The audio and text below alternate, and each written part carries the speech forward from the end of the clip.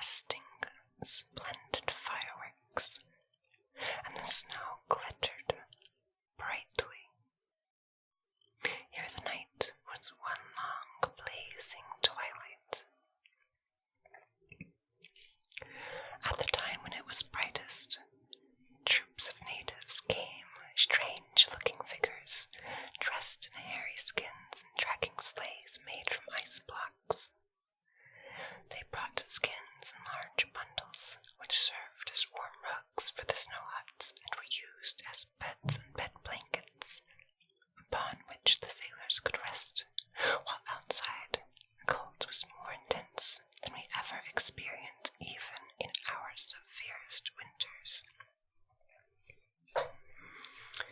And the sailors remembered that at home was still autumn, and they thought of the warm sunbeams and the glorious crimson and gold of the leaves still clinging to the trees. The clock showed it was evening and time for going to bed, and in one of the snow huts 2 sailors had already laid down to rest.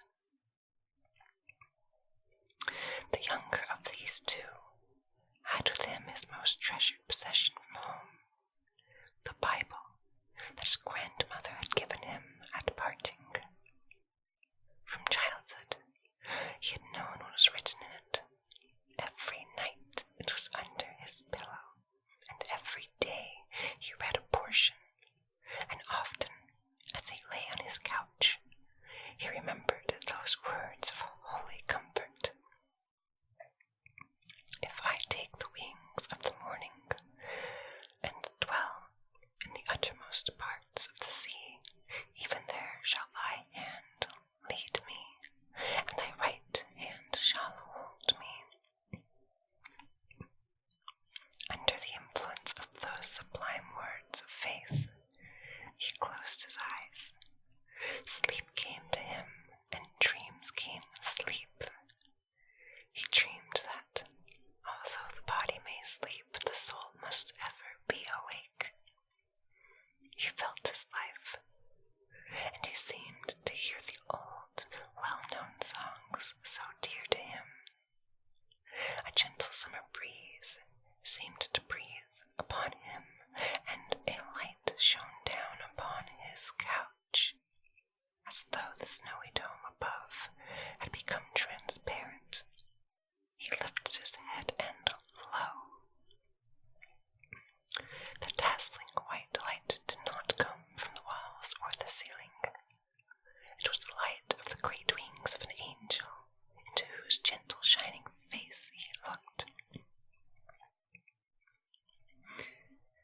Rising up from out of the pages of the Bible, as from the mouth of a lily blossom, the angel extended its arms way out, and the walls of the snow hut sank back as if they were a light, airy veil of fog.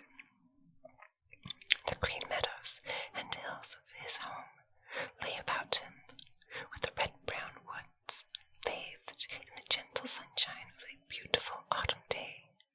The stork's nest was empty now, but the apples still clung to the wild apple trees.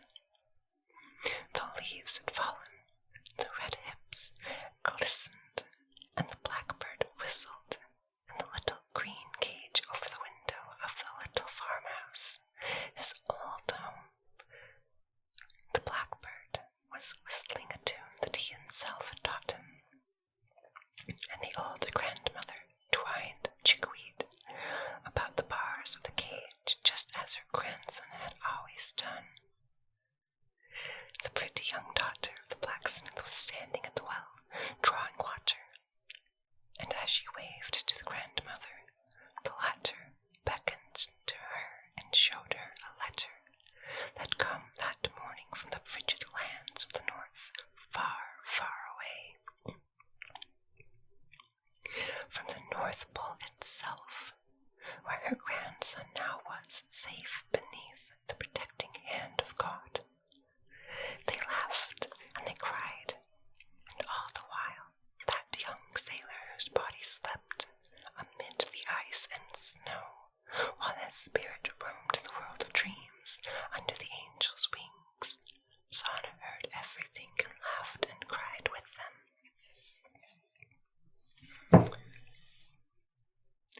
Then, from the letter, they must read aloud these words from the Bible, even at the uttermost parts of the sea. His right hand shall hold me fast. And a beautiful psalm song sounded about him, and the angel folded its wings like a soft, protecting veil. They fell close over the sleeper. The dream was ended, and all was darkness in the snow hut.